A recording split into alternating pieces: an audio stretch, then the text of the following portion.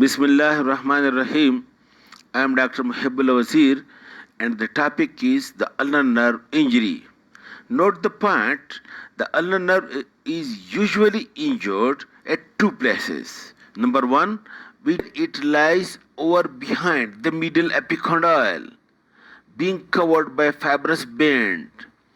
And secondly, where the ulnar nerve lies over here at the wrist, very superficial in the canal of Gaillon, lying just anterior or superficial to the flexor retinaculum.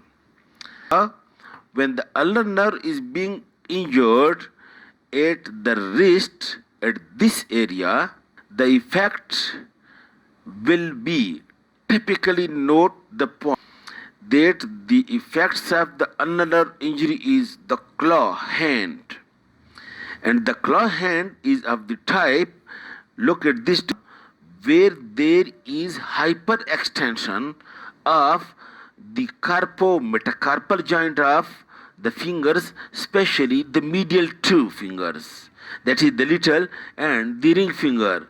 At these two joints, there is hyperextension at these joints, while there is flexion at the interphalangeal joints.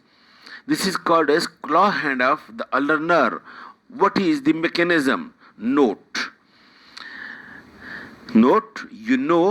the action of the lumbricals and interossei is to flex the metacarpophalangeal and to extend the interphalangeal joints, that is while writing.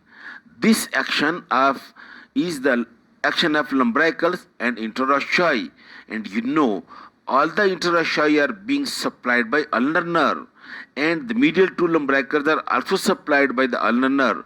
So when the flexor of the metacarpophalangeal joint is being paralyzed, that's why there is hyperextension. And when the extensor of the interphalangeal joints, that is interossei and lumbrical, are paralyzed, there is flexion.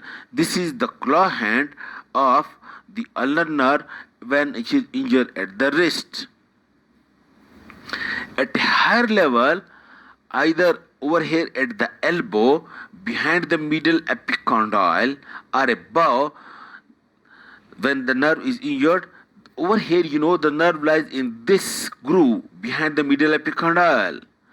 And if it is injured over here, it is also being called as cubital tunnel syndrome, because over here the ulnar nerve is being covered by fibrous tissue like that. Nerve passes through this. So that is also called as cubital tunnel syndrome.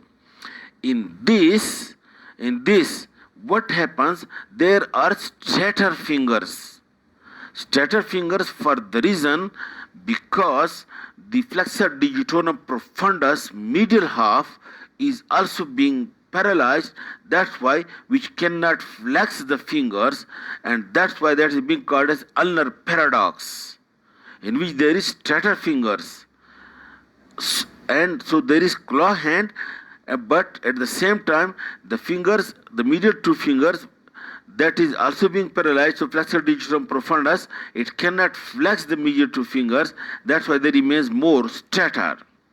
That is being called as ulnar paradox. Okay, now, and when this ulnar nerve injury is for a long time, then lying over here between these carpal bones are the interossei, palmar and dorsal interossei, and these interossei then ultimately become vested. And when you see from the dorsal side, over here there is a gapping between the metacarpal bones, which you can't see in the normal, but in vesting of the interossei you will see a gapping, a space over here, because of long standing of the ulnar nerve paralysis, and the interossei then become vested up due to disuse, atrophy. Okay, now how to diagnose? When you ask the patient if the sensation, that the ulnar nerve supplies the skin of this side of the palm as well as the 1.5 digit in the dorsum of the palm and 1.5 digit. So there will be sensory loss over here as well in ulnar nerve. Now, if the sensory nerve loss is at a higher level, then the sensory loss at the dorsum of the hand would be lost because the dorsal cutaneous branch is being given by the ulnar nerve, while the ulnar nerve is in the forearm.